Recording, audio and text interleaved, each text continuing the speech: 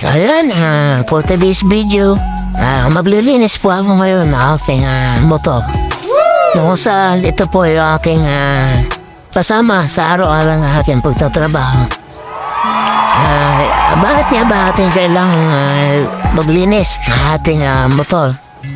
At anong basehan nito para maglinis tayo? Kapag tumingin po kayo sa side mirror, yung tipong ang tingin nyo sa truck, jeep na lang. At kapag sumili po kayo sa bandang ilalim ng inyong motor, pwede nang mabuhay or tumubo yung kamuting kahoy. So yun na po yung sign para maglinis na tayo ng inyong motor. So mahalaga po yung paglilinis ng ating mga service. Mga pamotor man to four wheels. Dahil doon po sa paglilinis na yan, dyan po natin nakikita yung mga minsan may problema na pala yung ating bearing sa unahang gulong at sa likuran. So sa paglilinis po minsan mararamdaman natin yan. At syempre kasama na rin yan sa pag-check sa paglilinis.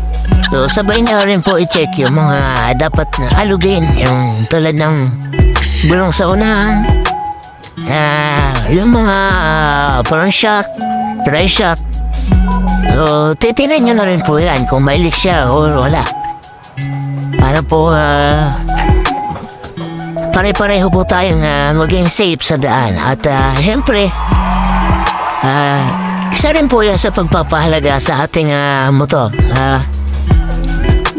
Dahil kung hindi po tayo marunong mag-alaga sa ating araw-araw na ginagamit na service, maaari hindi rin po tayo nialagaan pagdating sa daan. So maaaring problema po ang ibigay sa atin yan. At ganun po kahalaga yung paglilinis. Yung pag-maintain ng ating mga service. So yun, for more videos po, please like and share. And mabuhay po kayo hanggat gusto niya.